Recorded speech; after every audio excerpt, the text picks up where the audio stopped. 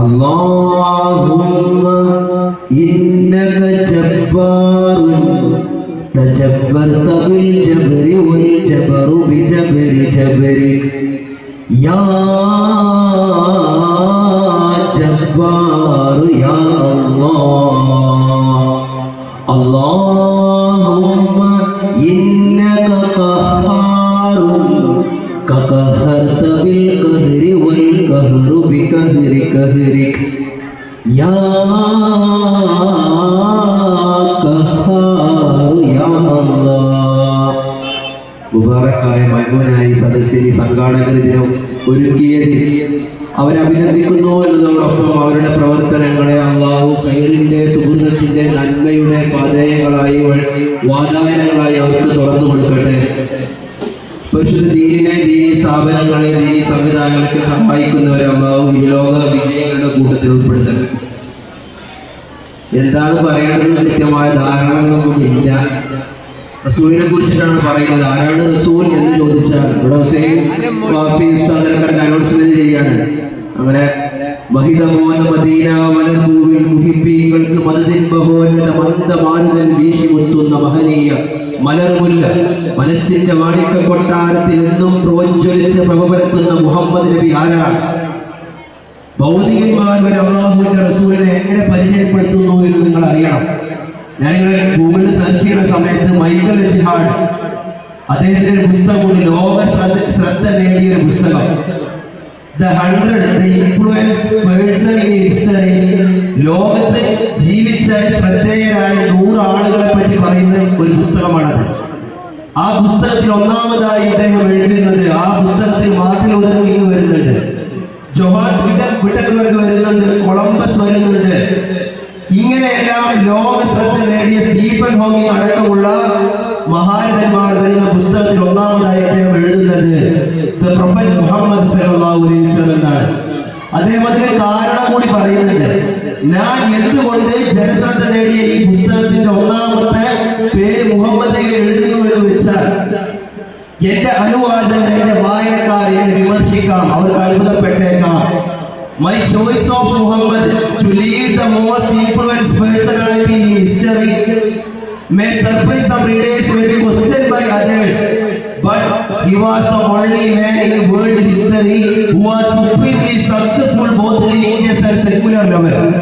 ആരൊക്കെ എന്തൊക്കെ പറഞ്ഞാലും ശരി, ലോകത്ത് മതത്തിലും മതേതരത്വത്തിലും ഒരുപോലെ വിജയിച്ച് ലോകചരിത്രത്തിൽ ഒരാൾ നടന്നു പോയിട്ടുണ്ടെങ്കിൽ അത് മുഹമ്മദ് നബി മാത്രമാണ്. എന്റെ പുസ്തകത്തെ തിരസ്കരിക്കുന്നവർക്ക് തിരസ്കരിക്കാം, ബഹിഷ്കരിക്കുന്നവർക്ക് ബഹിഷ്കരിക്കാം, വായനക്കാർക്ക് വായന നിർത്താം. എന്നാൽ ഞാൻ പറയുന്നു, എന്റെ പുസ്തകത്തിൽ ഒന്നാമത്തെ ഇടം ഞാൻ കൊടുക്കുന്നത് ദ പ്രൊഫറ്റിനാണ് എന്ന് പറയുന്നു. ആരാണ് റസൂൽ? എന്റെ പ്രിയപ്പെട്ടവരെ, നമുക്ക് നരകം മാന്യമാക്കി നിർത്താൻ, സ്വർഗ്ഗം പുൽകാൻ നമുക്ക് കിട്ടിയ സൗഭാഗ്യമാണ് നമ്മുടെ മുഹമ്മദ് സല്ലല്ലാഹു അലൈഹി വസല്ലം. ഒരു ഹദീസ് പറഞ്ഞുകൊണ്ട് ഞാൻ നിർത്തുകയാണ്. ഐനാൻ, 2 കണ്ണുകളുണ്ട്, ലാ തമസ്സു അന്നാർ, ആ 2 കണ്ണുകൾ നരകത്തെ സ്പർശിക്കൂല. ആരാണ് ഭാഗ്യവാൻ? ആരാണ് ഭാഗ്യവാൻ? ആരാണ് കൂട്ടരെ ആ ഭാഗ്യമുള്ള കൂട്ടക്കാരൻ അറിയുമോ?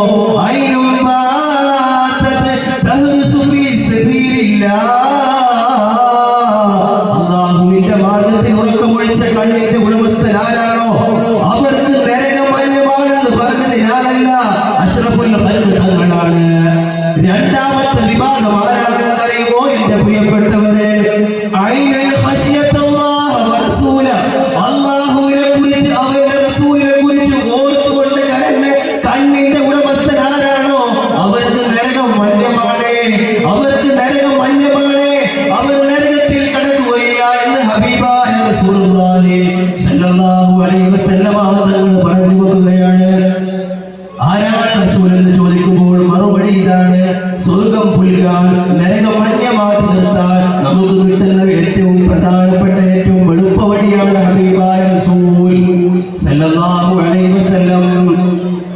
ഒരിക്കൽ അവിടെ ചോദിക്കുന്നുണ്ട്, മദീന യാ റസൂലല്ലാഹ്, അല്ലാഹുവിന്റെ പ്രവാചകനെ, ദീൻ എന്ന് പറഞ്ഞാൽ എന്താണ്? ദീൻ എന്ന് പറഞ്ഞാൽ എന്താണ്? What is the definition of religion, എന്താണ് മതത്തിന്റെ ഡെഫിനിഷൻ എന്ന് പറഞ്ഞു തരുമോ അല്ലാഹുവിന്റെ പ്രവാചകരെ? ആ സമയത്ത് കൊടുക്കുന്ന മറുപടിയുടെ മോനെ ഹുസ്നുൽ ഖുൽഖാണ്, സൽ സ്വഭാവമാണ്. ദീൻ എന്ന് പറഞ്ഞാൽ സൽ സ്വഭാവമാണ്. വീണ്ടും ചോദിക്കുകയാണ് മനുഷ്യൻ. ആ മനുഷ്യൻ റസൂലുള്ളാഹിയെ വാചാലനായി പറയണമെന്ന് ആഗ്രഹിക്കുന്നു. വീണ്ടും ചോദിക്കുന്നു, മദീന യാ റസൂലല്ലാഹ്, മദീന യാ റസൂലല്ലാഹ്. അവിടുന്ന് പറഞ്ഞു കൊടുക്കുന്നു ഹുസ്നുൽ സൽ സ്വഭാവമാണ്. ആ മനുഷ്യൻ ഇനിയൊന്നും പറയില്ല, ഇനിയൊന്നും ഹബീബ് വഴിയില്ല എന്ന് മനസ്സിലാക്കി നടന്നു പോകുന്ന സമയത്ത് ആ മനുഷ്യൻ പറയുന്ന, നിനക്ക് മനസ്സിലായിട്ടില്ലേ?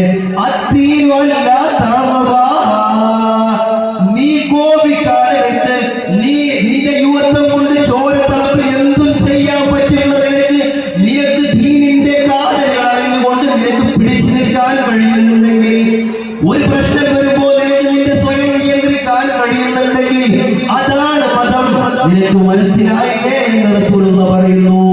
വർത്തമാനകാല സാഹചര്യത്തിന്റെ അഭിപ്രായ ഭിന്നതകളിലേക്ക് ഒന്നും ഞാൻ കയറി ചെല്ലുന്നില്ല. റസൂലിലേക്ക് തിരിഞ്ഞ് നടക്കാൻ നമുക്ക് എന്റെ പ്രിയപ്പെട്ടവരെ കഴിയണം. പടച്ച റബ്ബ് ഇതിന് ഈ വേദി ഒരുക്കിയ ഇതുപോലെ എല്ലാം ചെയ്തു തരുന്ന എന്റെ പ്രിയപ്പെട്ട സഹപ്രവർത്തകർ അടക്കമുള്ളവർക്കെല്ലാം അല്ലാഹു ഖൈർ